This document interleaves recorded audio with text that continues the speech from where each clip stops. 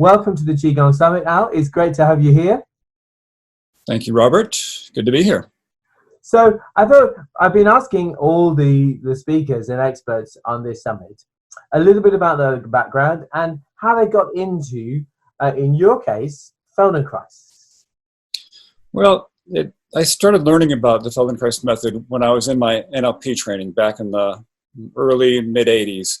We had a couple of Feldenkrais practitioners taking the NLP trainings. So that was my first introduction to it. I didn't really understand it at the time.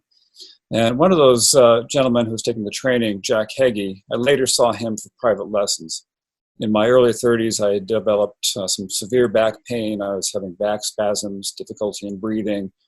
And so, like many people, I found my way to the method because I was in pain. I was having difficulties. And over the course of about 5 to 7 private lessons with him, I had remarkable change. And I remember after one lesson, I went out to my truck and I had to change my seat, had to change my rearview mirrors because my organization had changed in such a dramatic way that my truck didn't fit me anymore. I had to adjust the truck. And I didn't send it, I never put it back. I never readjusted the mirrors, I never changed the seat.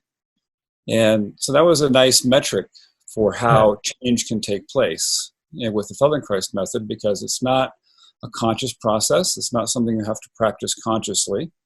It just happens automatically, and you get to keep the change. So that was how I got into it initially.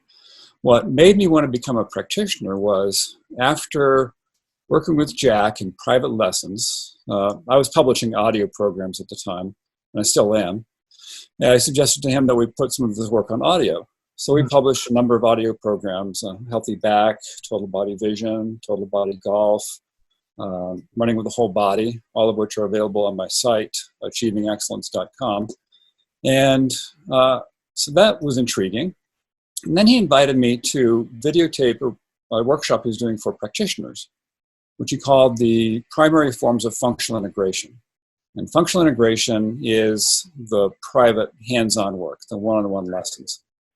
And so what had seemed to me, receiving a lesson as being a lot of, random poking, pushing, and pulling, I saw was actually a really well-organized, well-thought-out method of movements.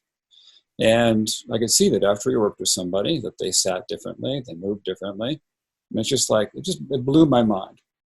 And I had the opportunity to play a little bit. I have a friend in the workshop, and he's like, "Come on over, Al." So he showed me some things, and I got to do some things. And I remember I went home that night, and I said to my wife, "Sarah, get on the floor, let me try this with you." So I moved her around a little bit, and she felt better. And so pretty much the next month, anybody I ran into, I was like, "Hey, get on the floor, let me try this with you." And so I moved them around a little bit, and most everybody had a positive reaction to it.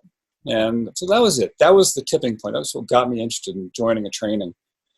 And so it's like the universe just kind of organized itself to get me in there. My wife said, "You got to go." My parents said, "I'll have to pay for it." There's a friend of mine who lived 2 blocks from the training center. He said, "Yeah, come stay in my basement." And it was great. So for the next 4 years, I had a place to stay. I had a lot of support. I got in a really excellent training with Elizabeth Behringer and Feldenkrais Resources.